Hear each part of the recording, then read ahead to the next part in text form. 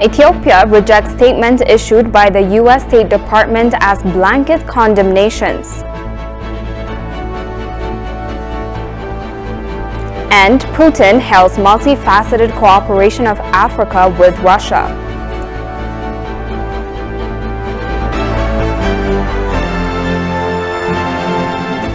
Hello and welcome to Addis News Hour with the news. I am Kirana Baina. The U.S. State Department issued a statement determining that certain grave crimes were committed during the conflict in northern Ethiopia.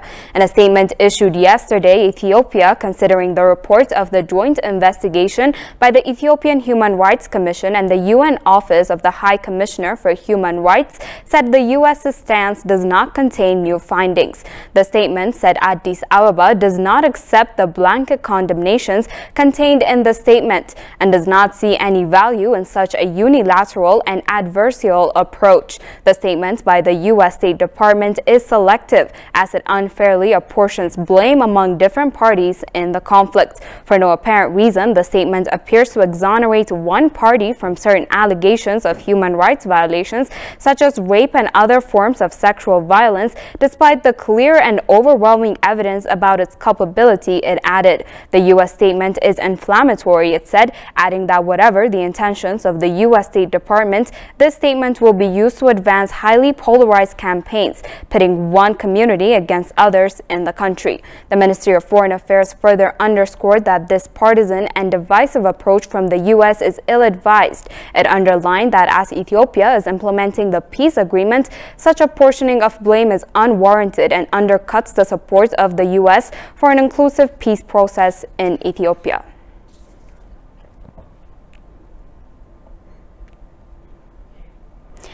Meanwhile, the U.S. consistent tactic of taking sides while condemning alleged human rights abuses might splash cold water on the initiative of the Ethiopian government towards transitional justice. Although Ethiopia has time and again opened its doors for a neutral probe into alleged war crimes during the conflict in Tigray, the U.S. and other Western forces are bent on frustrating that effort with inflammatory remarks such as the one by the State Department. That's what the following reportage by our staff reporter Tigis Ernessa will be telling us. We might look powerless in the face of a block of countries, which we have faced it during the Second World War. But I want to assure you, Mr. Chair, the spirit of our soul is strong. That soul is not only to stand, to be an Ethiopian, but also to bring peace and as well as resolve our challenges. We cannot let the fate of 120 million people into a handful of experts. But having said that, we will always welcome well-meaning actors, but not those who already made the decision to condemn and censor and put us to death. Ethiopia has been forced to experience a devastating war on 4 November 2020, right after the TPLF brutally attacked its federal army barracks. During the 2 years of this war, multiple foreign actors intentionally played their role behind closed doors under the disguise of aid, for the most part only massively contributing for the prolongation of the war. Fast forward, this deadly war has finally ended when on 2 November 2022, a peace settlement has been reached between the government of Ethiopia and the TPLF, where both parties agreed to a permanent cessation of hostility to end the war in Tigray, which this could be taken as manifestation in efforts of Ethiopian government giving peace a chance. Ethiopia being strategically situated at a very horn of the region, with its soon-to-be finalized mega dam project that will be expected to light the entire Horn region. Also, countless arable land potential coupled with conducive climate condition continue to help it become the center of attention. With this, Ethiopia has become or has always been the best place to exploit from. Ethiopia has solved the war-related issues under the auspices of the African Union. The US seems not to buy it. One time, the US shows a conciliatory face, seeking to normalize soured relations by sending its foreign minister, only to dash all hopes a week later by issuing an inflammatory statement. U.S. Secretary of State Antony Blinken said on Monday that members of the Ethiopian National Defense Forces, its allies from the Eritrean Army and Amhara Regional Forces, and opposing forces loyal to the TPLF, committed war crimes during the two-year conflict. With this, the U.S. has beyond any doubt made it clear that it is bent on picking a side, my way or the highway style, thus resonating its true colors. Blinken's announcement came less than a week after he traveled to Ethiopia to meet with government officials and a TPLF representative. He praised progress in implementing a November truce while cautioning that more work needed to be done. Such apportioning of blame is unwarranted and undercuts support of the U.S. for an inclusive peace process in Ethiopia. The U.S. determination was selective, since it exonerated Tigrayan forces from accusations of rape and sexual violence. Conflict, which was rooted in power struggle between Tigrayan leaders and the federal government, killed tens of thousands of people, left hundreds of thousands facing hunger, and displaced millions. Ethiopia has taken the first step towards transitional justice every way possible, apart from drafting a policy document and kickstarting discussions on mechanisms to bring justice. The government has been dutifully trying to restore its ties with the U.S., which still provides the large amount of aid to it. But the U.S. Department, instead of appreciating and showing support to Ethiopia, has opted to restore its arm-twisting tactics. Whenever one considers the reason with why U.S. had been in Afghan for 20 years now, the answer will be to have made the geopolitical interest of the U.S. at the cost of innocent Afghans' lives and many other more countries as well. It's time to bring our people back home. To end America's longest war. The U.S. will soon complete its withdrawal of forces from Afghanistan. Alarming images. Taliban fighters have flooded the capital. They're American-made weapons in the hands of Taliban fighters. Many of the Afghans trying to escape actually helped American armed forces. It was quite clear that it was going to come to this. I stand squarely behind my decision. Moving on, the Council of Ministers in its 18th regular meeting yesterday thoroughly discussed various issues and passed decisions. According to the Council, first discussed the bill on state-owned public development enterprises. After discussing the proposed bill, the Council unanimously decided to refer it to the Parliament for approval with additional inputs. Subsequently, the Council discussed draft bills to approve Ethiopia's agreements with the Luxembourg government and the Swiss Confederation to abolish double taxation and prevent tax evasion. The agreements that Ethiopia has made with the two governments to avoid double taxation and to prevent tax evasion have a significant contribution in encouraging the investors of the two countries. After discussing the draft bills, the Council unanimously decided to refer them to the Parliament for approval with additional inputs. Finally, the Council discussed a draft regulation to revise the regulation establishment of the Ethiopian Railway Corporation. It unanimously decided to increase the authorized capital to 221 billion birr to have better capacity for future railway projects, and its capital paid in cash and in kind to 120 billion birr. As a result of thorough discussion, the Council unanimously approved the regulation with additional inputs and decided to put it into effect from the day it is published in the Nagarit Gazette.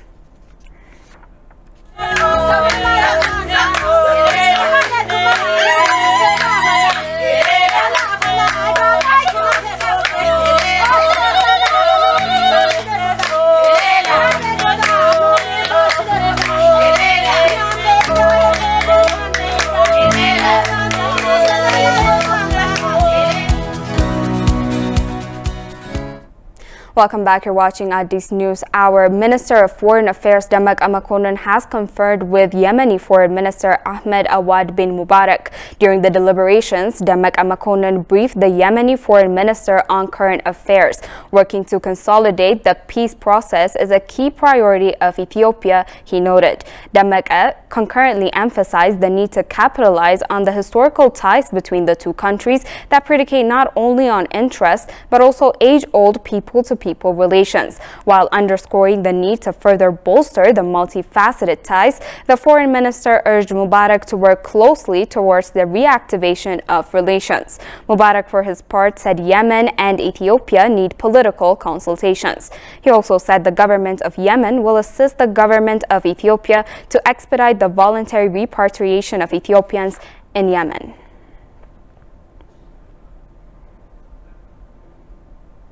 The International Youth Fellowship, or IYF, said it has been vigorously working to improve the mindset of African youth to alleviate problems by bringing new novel ideas. Talking to ETV, IYF directors of Africa said practicing deep thinking and thought is said to be a vital way to improve the lives of the youth in Africa. Haptamwa Shagre has the details.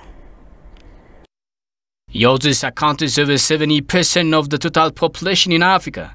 Every socio-economic and political complication is affecting this vast number in the continent. Talking to TV English program, International Youth Fellowship Directors in Africa said, International Youth Fellowship is tirelessly working African users to improve deep thinking and self-control skill to improve their lives in the continent. We emphasize the three factors of the mind education. The first one is every individual must be able to think deeply rather than thinking just the first or second level of understanding or react into the reality. So the mind education navigates people to think deeply. And second, we do teach and guide people to control their desires, which is self-control. Although the car has a strong engine and powerful horsepower, but if it doesn't have the functional brakes, the car can easily cause accident. So in such aspect, we train the young people to control their desire so that they are able to build their future in a bright way. International Youth Fellowship is working to improve the mindset of users in Africa by rendering list of activities in Africa. Over 8 million users in Ethiopia have got youth training program aiming to improve their life. In case of Ethiopia, so far we have addressed to 8.1 million youth through various programs. I can come up with about 10 major categories of activities, such as firstly, the first one is a mindset education, and after the education, we also try to give a different platform for the youth in the world, but mostly in Ethiopia. For example, in 2018, we had 9th Africa Universities came in Mekelle University. That time, we had recruited about 1,000 volunteers, and then we trained them to be the global worker, for them to have the global sense of ushering, management, and the communication to usher 10,000 people to the African game. And also we had a marathon, and also we had a Korean class and K-pop class and Taekwondo training as well. The directors underlined that International Youth Fellowship is targeting to expand its scope and mission in Africa to scrap socio-economic bottlenecks in Africa in the near future. France has donated 932 new children's books to the Abrahot Library. Speaking at the event, head of cooperation and culture with the French Embassy, Sophie Makame, recalled that a year ago, the cooperation department of the Embassy of France in Ethiopia was approached by the management team of Abrahot Library, wishing to develop a foreign language section in the library. Hence, the Embassy of France acquired a set of 932 beautiful books in the French language, dedicated to Ethiopian children, to serve as the foundation of a French language corner in Abrahot Library, she disclosed. According to Makame, the newly designed permanent French language corner at Abrahot Library is therefore the place for all French-speaking people in Addis Ababa, including Ethiopian children who speak French and children from French-speaking countries. The Addis Ababa University-managed Abrahot Library is currently among one of the biggest in Africa.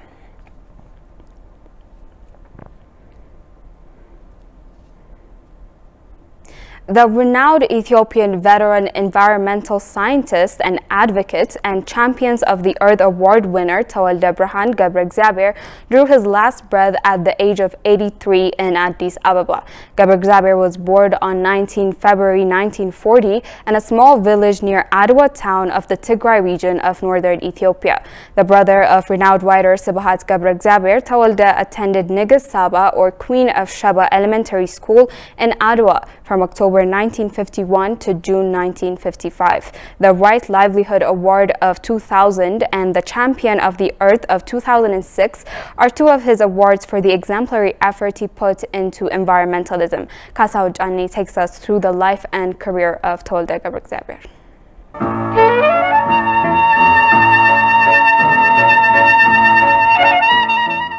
Tawalde Birhan Gebreegzabir, an Ethiopian veteran environmental scientist, was born on February 19, 1940, received the Right Livelihood Prize in 2000 for his outstanding work to conserve biodiversity and customary rights of farmers and communities to their genetic resources. Gebreegzabir was born in Adwa, a town in Tigray region, on 19 February 1940. He is a brother a renowned author, writer, Sibhat Gebreegzabir. From October 1951 to June 1955, he was a student at the Nigist Saba, Queen of Sheba Primary School in Adwa. From September 1955 to July 1959, Gebreegzabir attended General Wingate Secondary School in Addis Ababa. Upon his acceptance, he enrolled at Addis Ababa, formerly Haile Selassie the First University in Addis Ababa, where he studied from September 1959 to July 1963 and received the Chancellor's Gold Medal for being the Faculty of Sciences top graduate. He studied at the School of Plant Biology, University of North Wales from October 1966 to November 1969 and was awarded a PhD under Professor P. Gregis Mees. He worked in a biology department at Addis Ababa University from 1963, serving as a graduate assistant, assistant lecturer, and assistant professor. He was appointed Dean of the Faculty of Science in 1974 and served in his capacity until 1978, when he was appointed Associate Professor of Biology. From 1980 to 1996, he was the project leader of the Ethiopian Flora Project. He was appointed President of Asmara University in 1983 and held this post until 1994. Since March 1995, he has served as the General Manager of the Ethiopian Environmental Protection Authority. Gebreegzabir was instrumental in securing recommendations from the Organization of African Unity, OAU, encouraging African countries to develop and implement community rights, a common position on trade-related aspects of intellectual property rights, and a clear stance against patents on life. Moreover, Gebreegzabir was recognized as one of the champions of the Earth Award recipients for 2006 by the United Nations. Before his passing, he served on the World Future Council. Dr. Tawalde has written 38 research articles on how society and the environment have interacted throughout Ethiopia's history, as well as at the global level. Dr. Tawalde's 3 daughters are his only survivors.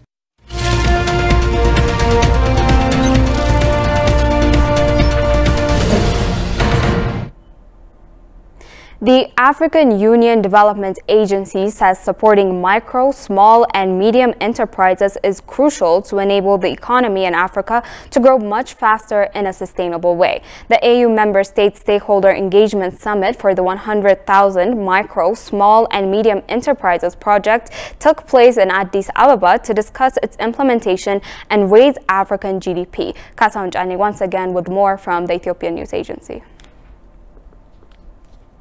head of Human Capital and Institutional Development Division at Al Danipart, said support for micro, small and medium enterprises program started as an initiative of African Development Commission to reach 1 million MSMEs by the end of 2024. She explained that the target is to reach all 55 member states of the AU. However, they have reached about 20 countries in terms of actual engagement with the member states. The idea is to support the micro, small and medium enterprises that are struggling to access affordable, predictable, more long-term financing for their businesses.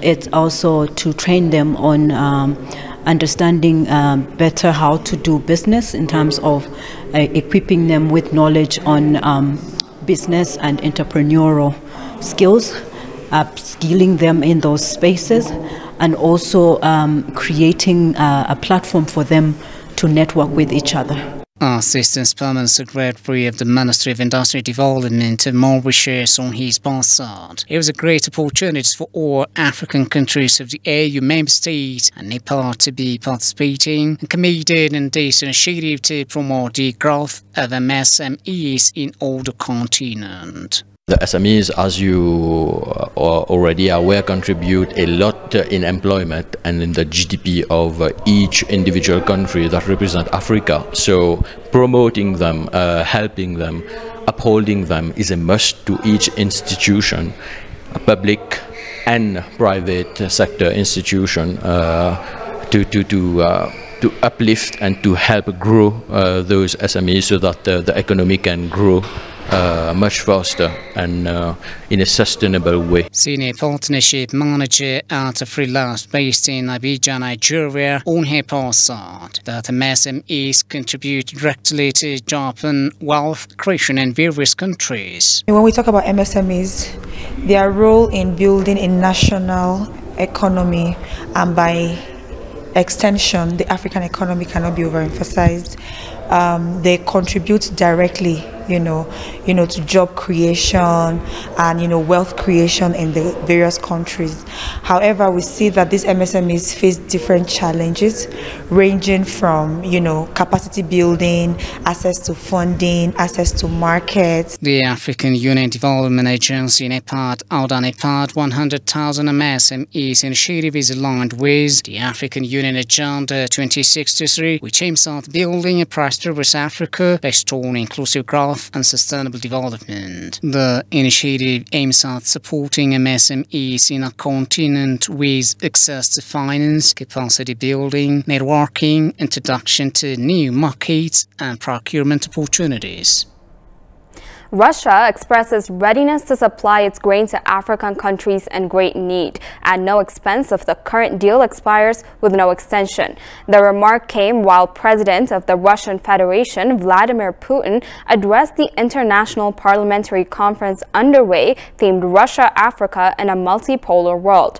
Russia is reliably fulfilling all its obligations pertaining to the supply of food, fertilizers, fuel, and other products that are critically important to the countries of Africa. The president also highlighted cooperation between Russia and African countries in education is at a traditionally high level, and about 27,000 African students are currently studying in Russia, including 5,000 whose education is covered by the federal budget. Putin hailed the continued multifaceted cooperation of the African continent with Russia.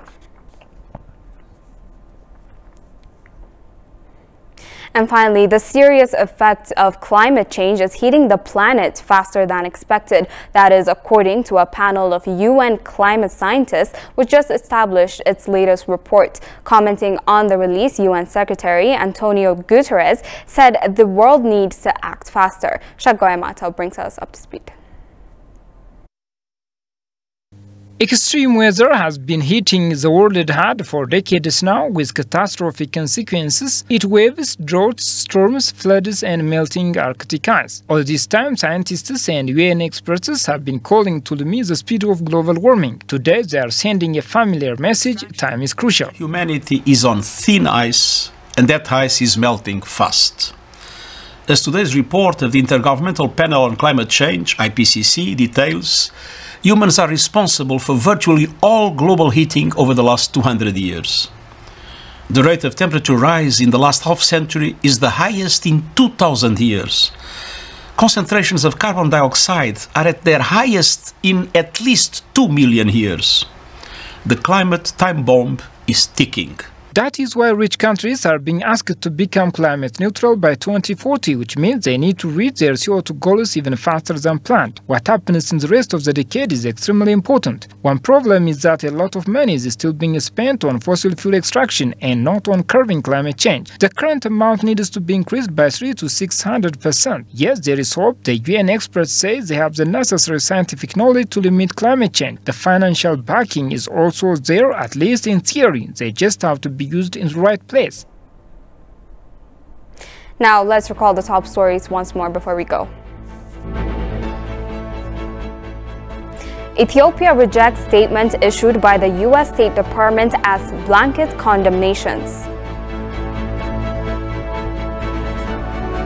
And Putin hails multifaceted cooperation of Africa with Russia. Well, that brings this news hour to an end. Thank you once again for joining us. It's goodbye from my end.